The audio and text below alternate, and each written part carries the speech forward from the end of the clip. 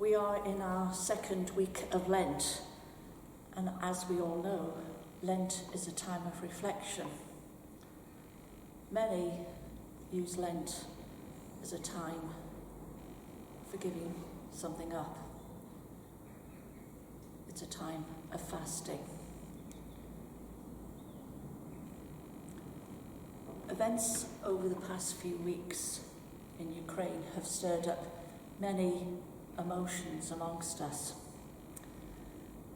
And the media now is such that we don't need to use our imagination, as we're able to see in person the horrors that are unfolding in this country. Like it or not, we are all involved in some way or another.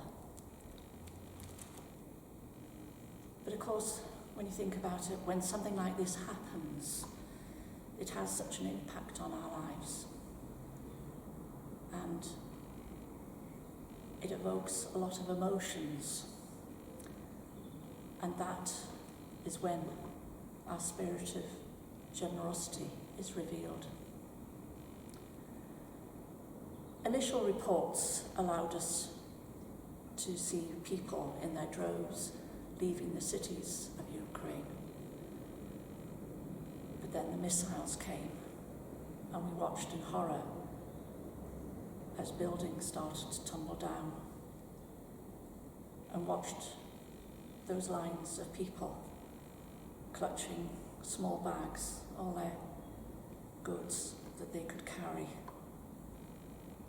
all trying to escape. And it was the fear on people's faces.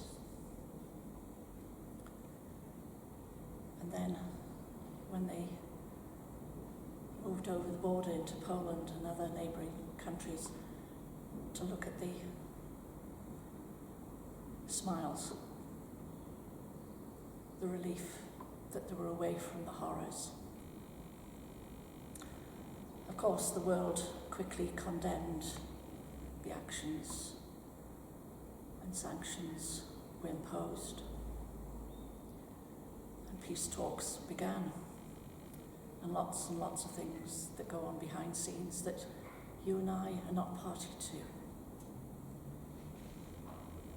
But people have responded, and very quickly.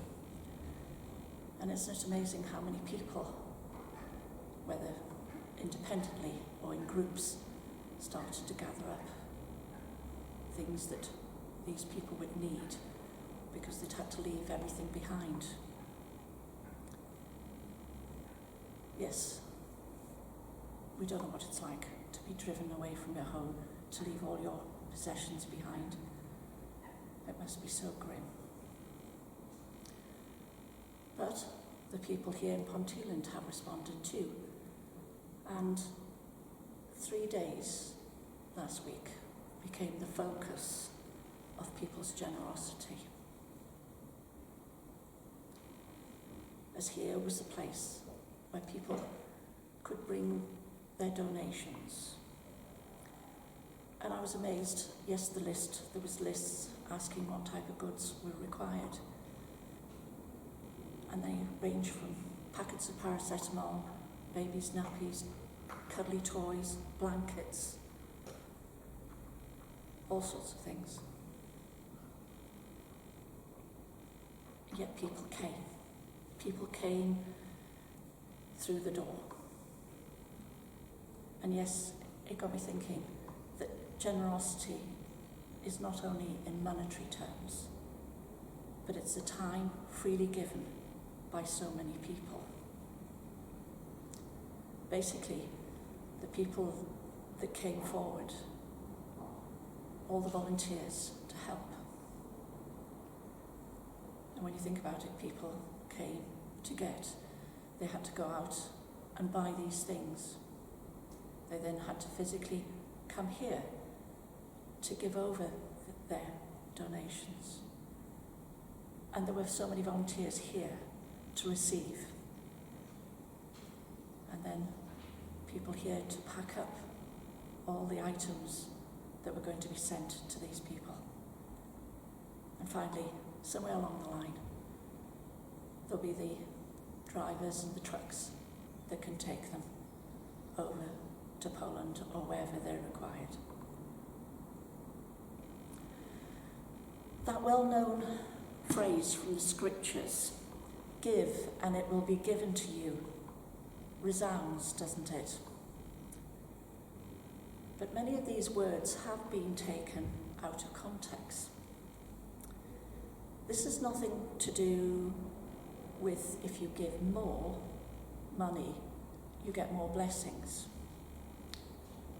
No, it's more to do with grace and mercy. In other words, if you give someone mercy or grace, it will be given back to you. And I think what finer example of this was the child seen on television when they handed over their favourite cuddly toy so it could be given to a child in Ukraine. Closer to home, Jesus' words resonated far beyond these church walls.